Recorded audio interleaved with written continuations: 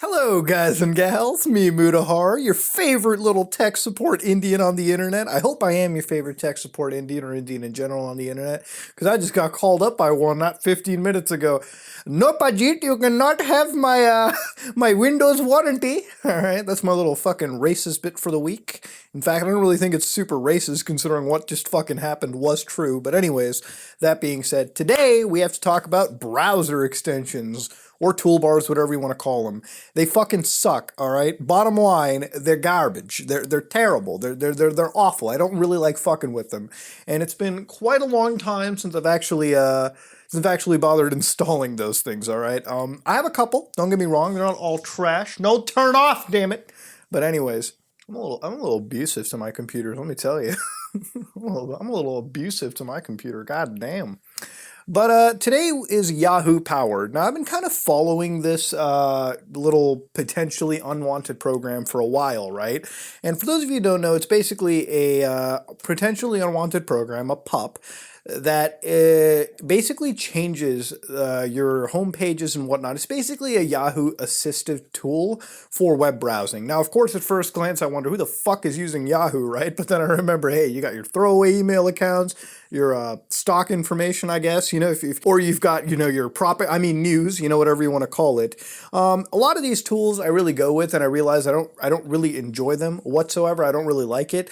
The primary reason why I don't use a lot of these extensions or browser tools in any capacity is because I genuinely feel like I'm having my data being read or whatever. And in that case, Muda is pretty, I would say that I'm pretty, paranoid, I guess is the best way to put it. I'm a big conspiracy theory kind of guy.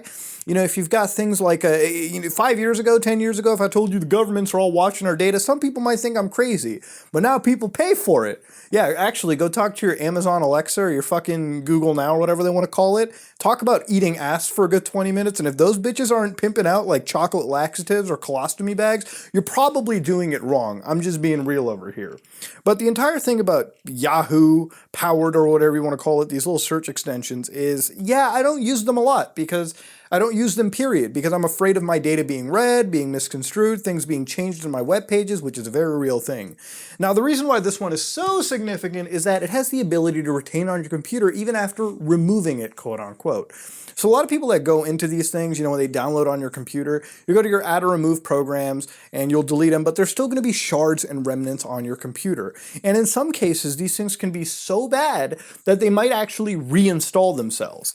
Now, the way that this actually gets delivered is pretty easy. So it can get sent through, you know, ads on web pages at certain moments, but the most blatantly obvious way is in freeware programs. So for instance, when you download that freeware tool of choice, so in my case, it could be something like FileZilla, an FTP server solution that I use.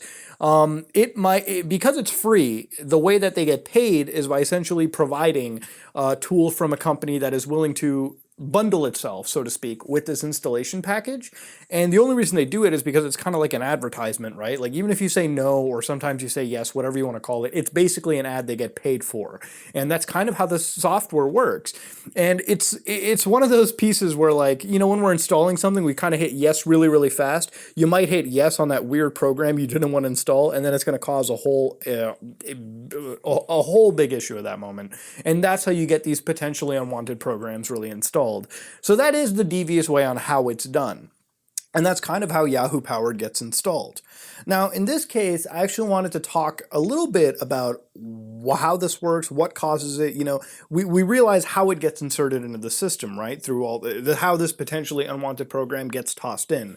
Well, what does Yahoo Powered actually do? Well, aside from anything, you know, not really super malicious, while it is potentially unwanted, as far as I've been able to analyze, all it really will do is browse or change your homepage, which is kind of what a lot of these toolbars do anyway. So if you download, say, Google's toolbar, it'll change your homepage to google.com.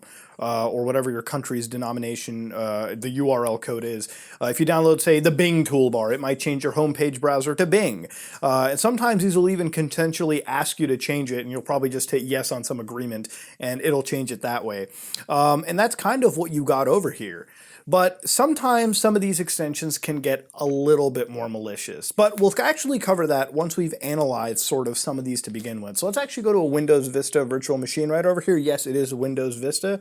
while it is a trash operating system, I get it. I understand the stigma. Somehow I have this like kind of love for it, where it supersedes that. So let's actually dive into it and just kind of see what toolbars are kind of like real quick. So here we've got Windows Vista. This is Windows Vista 64-bit Ultimate, which back in the day you really had to choose between 64-bit and 32-bit. And you can actually tell it is 64-bit because I've given it about 8 gigs of memory with 6 processors, and it still lags up around. And that's a good thing, because actually what I'm trying to test over here is some of the stuff that I've downloaded actually impacting system performance, and it kind of looks like it is. So if we go back to a desktop, it's a pretty virgin version of Windows Vista right now. It's literally just been installed and kind of tinkered around with. So the reason I picked Windows Vista in this situation is Windows Vista and Windows XP, I want to say, come with Microsoft Internet Explorer, and it's a pretty, it's one that is so old enough. Like I said, this is without any form of any updating. Like, I've completely prohibited Windows Update, and the only reason we're doing that is so that we can jump right into this and use a compromised version of Windows Internet Explorer. Because if you use modern day browsers like Google Chrome or Firefox, a lot of these browsers actually come built in with security patches for a lot of known vulnerabilities. So if you start using those to kind of play around with malware, you're not really going to get the effect you want, because it's just going to counter whatever negative stuff we're putting into the system anyways, right? So what we've got over here is the Windows Vista desktop. Now, of course, if I start dragging around, for some reason, I think Windows Arrow or something actually causing me to go up to like 30% CPU usage, which on like the amount of power I'm giving it is pretty astronomical.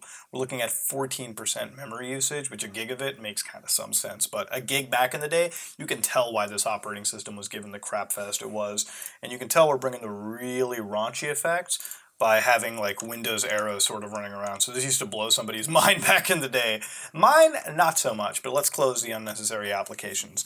So here is Microsoft Windows Internet Explorer, and I don't have a whole heck of a lot on there, but it's enough to kind of make the point. So if you look around over here, the actual tools we've got is a Google, we've got the Google toolbar, which I guess was Google's fork into the Microsoft Internet Explorer world before they made Chrome. And you've got AB tools, which is some random janky service. And there's a couple other tools installed, but they're kind of for other web browsers as well. What I wanted to show you all over here was when I installed AB tools, right? Well, the first thing that it did was create a bunch of shortcuts over here in the top, and you guys may not see it because of the face cam, but I put a couple in the quick launch bar down in the bottom left. So if you kind of hit Internet Explorer from here and launch it now, you can kind of see that it is not giving me google.ca, it's not even giving me msn.com, it's actually changed it, and that is without telling me, to something called searchcompletion.com. Now, if I ever heard of searchcompletion.com, I will give you a rousing fuck no on that. But it's actually changed the web page up, and it's apparently 2019, so clearly there's a market for it right now. I guess it actually does evidently work. But here's the thing: if you start, yeah, by the way, you can tell exactly what I was doing there. I was just like Googling around for new stuff. But if you type everything over here, essentially it just forks you back to Google anyways, which is what a lot of these janky services kind of do. And if you go around, you can see that you can go to software downloads from there, and you actually can't even open their website because it's so old. And there are actual like phishing elements that are built into Microsoft Internet Explorer right here. We're just going to prevent you from doing that. And a lot of these sites, what they'll do is they'll give you like weird tools. Like you can use Google search, that kind of makes some sense. But they give you stuff like Alexa, which is the Alexa ranking for the website. Like when the fuck are you going to use that, right? You go to like AB tools, you can like update the toolbar. Removing the toolbar, you can try messing around with that. But sometimes it's not really going to get you where you want. And that's kind of the long and short of it. In fact, if you try to remove it, right, like let's say you want to do it, the easiest way is to go down over here and go to your control panel, say in Vista, right? And usually for all Windows it's the same thing. You want to go to Programs, and you want to go to Uninstall Programs. And over here you'll be able to figure out exactly what you got to uninstall. So right over here, you can see that we've got Google Toolbar for Internet Explorer. If you want to install that, you absolutely could, and you can install AB Tools. So here we're trying to uninstall it. It's been uninstalled. The site is jank sauce. If you want to install, say, something like Completely, which is something that we didn't even install at all, so that's just given to us right there. You can go into it, remove it, and it'll remove the Completely tool, which is something that, again, installed just randomly. So completely uninstall complete some elements could not be removed. These can be removed manually. At least they're telling you right now. So I'm not going to answer that tool. AB uninstall, you can get rid of it like we're doing right now. and it will do the most that it can, but you know, there's no way to trust that. Is it ever going to uninstall completely? Right here, it's still active. If we close the browser, for instance, right, and reopen Internet Explorer, it should theoretically, yeah, it is gone. However, it's left that setting still intact, right, where we can go to searchcompletion.com. That can be changed by going into your tools, you know, your internet options, and you know, you can change it to whatever you want, right? So in this case, we'll change it back to google.com. We'll hit apply, okay, close it, and then Internet Explorer again. It should just bring us back to Google. So at the end of the day, what you're dealing with over here is web tools that may not be like malicious as in steal your data. They have the potential to do it, but usually with things like Yahoo powered or anything, right? Just as a quick primer on a lot of these toolbars, they change your basic home pages and all that good stuff, and they're really filled with a lot of tools that can cause you to browse slower too. Like imagine browsing in general, right? Like you're basically gathering a bunch of files, they're rendering on your web browser, add on top of any browser extension you have inputting their own ads. Yeah, it's going to slow. It's going to increase, say, the latency of browsing for you, and it's just going to lead to a crappier experience in general. And you may not be able to diagnose it as easy. Like we just removed these tools from our computer. How removed are they? You know, they might have remnants of shards there. We may not figure it out until like a week later when it magically comes back. But that being said, though, that's really kind of the general consensus of, or the general like showcase of what this kind of stuff can and cannot do to your computer. So let's back out and go back, go back to reality. So before we end this off, I kind of like to teach you guys about certain things. There are ways to obviously remove Yahoo powered, which you can easily browse a guide online. I will say, however, be a little careful. There's a lot of people who like to advertise their own programs that can help remove this tool, but honestly, you can just do this shit through a command line anyways. If you can PowerShell your way out of it, which isn't really hard to do. They have plenty of guides available online. I might actually put one in the description for this video. Just don't download anybody else's antivirus solution. I mean, the last thing you want is some no-name antivirus to be put into your computer scanning your files and whatnot. That's really not what you want. In fact, it's worse than just having these weird toolbars and extensions. The other thing that I can tell you guys about here, and gals, is that when you're dealing with toolbars and extensions, just know what you're downloading. For me, I have a couple of them. A simple dark mode extension that I know isn't doing anything but just turning my websites into that dark mode for easier access during night browsing. Things like, well, that's really it, actually. Adblock is one of those things that I use. You know, some web pages unfortunately have really malicious ads, so I use Adblock and dark mode, and that's about it. But I don't really use toolbars and extensions, and the reason I don't do it is because when you're dealing with certain programs like this, they have the ability to read your web browsing data. They have the ability to write to it. If you guys remember back in the day when we did like that weird FNAF scam ads on YouTube, they actually linked me to a website that wanted me to download a extension to my browser. And the reason that they wanted to do that was that they can inject advertising into any web page that I was viewing, and they would profit off of it.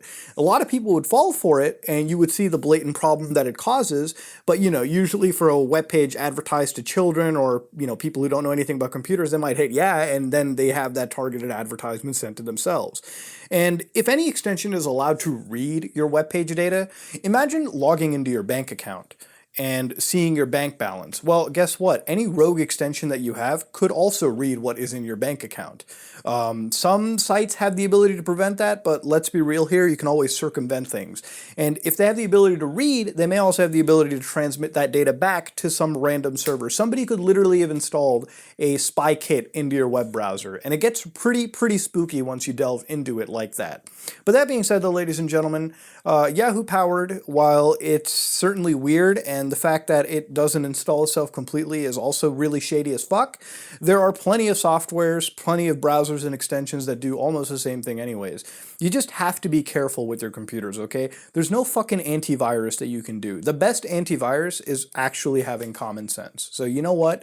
If you have some common sense and you're not downloading some weird extension you got off of some weird XXX website, then you're probably going to be pretty fucking fine. But that being said, ladies and gentlemen, stay safe, stay vigilant. This is me, Mudhar. If you like what you saw, please like, comment, and subscribe. Dislike if you dislike it. I am out.